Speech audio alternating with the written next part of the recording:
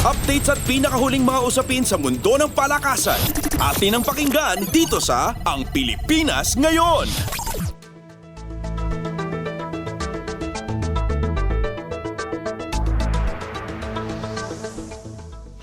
Magandang araw, narito na po ang Sports Balita.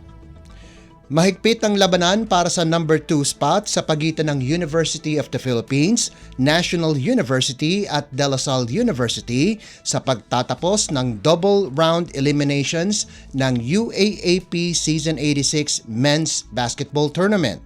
Kasalukuyang tabla sa unahan ng team standings ang Fighting Maroons at Bulldogs, hawak ang kaparehong markang 10-2 habang nakabuntot ang Green Archers na may 9-3 kartada. Lahat ng koponan ay kailangang manalo sa kanilang dalawang huling laban para makakuha ng twice-to-beat advantage sa Final Four. Haharapin ng tropa ni Topex Robinson na Lasal ang Far Eastern University at Ateneo de Manila University. Samantalang magtatapat ang NU at Adamson University at ang UP at University of Santo Tomas sa Miyerkules na gaganapin sa Smart Araneta Coliseum, habang ang bakbakan ng Maroons at Bulldogs ang magsasara ng elimination sa Linggo na gaganapin naman sa Mall of Asia Arena. Nasa number 4 spot naman ang Ateneo, tangan ang 6-6 record, subalit hindi nila kailangang magpakampante dahil nasa likuran lamang nila ang Adamson, tangan ang 5-7 baraha. Updates at pinakahuling mga usapin sa mundo ng palakasan. Atin ang pakinggan dito sa Ang Pilipinas Ngayon.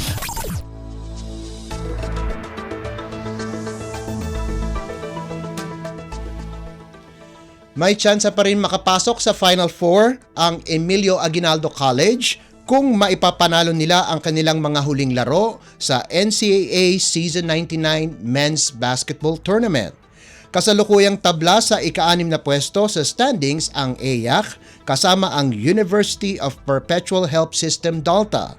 Haharapin ng Generals ang Jose Rizal Heavy Bombers ngayong Martes pagkatapos ang bakbakan ng Letran Knights at Arellano Chiefs na gaganapin sa Phil-Oil Eco-Oil Center sa San Juan City. Kasalukuyang nasa top spot ang Mapua Cardinals na may 12-3 marka, habang nakabuntot ang Lyceum of the Philippines, tangan ang 11-4 record. Susunod sa listahan ang College of St. Benilde na may 10-5 karta at Jose Rizal na may 9-6 record. Tanging ang San Beda na may 8-6 record, EYAC 8-7 at Perpetual 8-7 na lang ang may tsansang makapasok sa Final Four, kaya't hindi dapat mag-relax ang JRU dahil may posibilidad pa silang malaglag sa semis.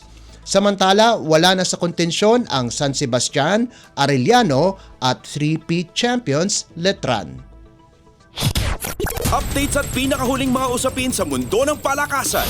Atin ang pakinggan dito sa Ang Pilipinas Ngayon.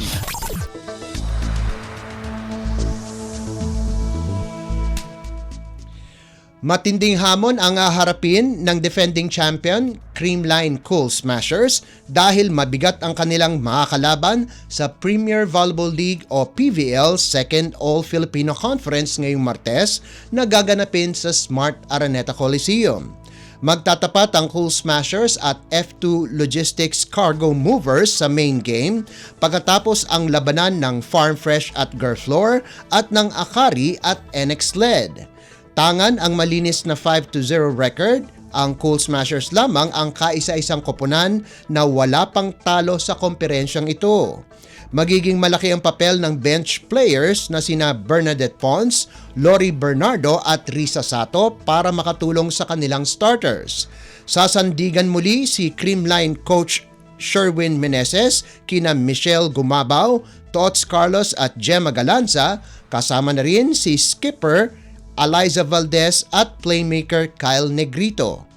Nakasakay naman ang Cargo Movers sa 4-2 marka sa kabila ng kaliwat ka ng injuries na tinamo ng kanilang tropa.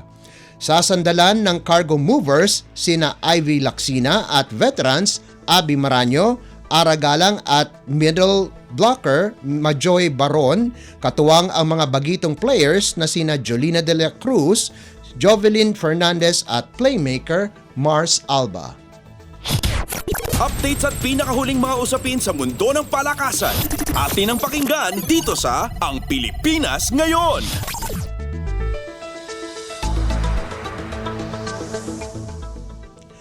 At yan ang pinakahuling balita sa larangan ng palakasan. Para sa Radyo Pilipinas World Service, ito po si Leo Magpayo. Magandang araw. Updates at pinakahuling mga usapin sa mundo ng palakasan. Atin ang pakinggan dito sa Ang Pilipinas Ngayon.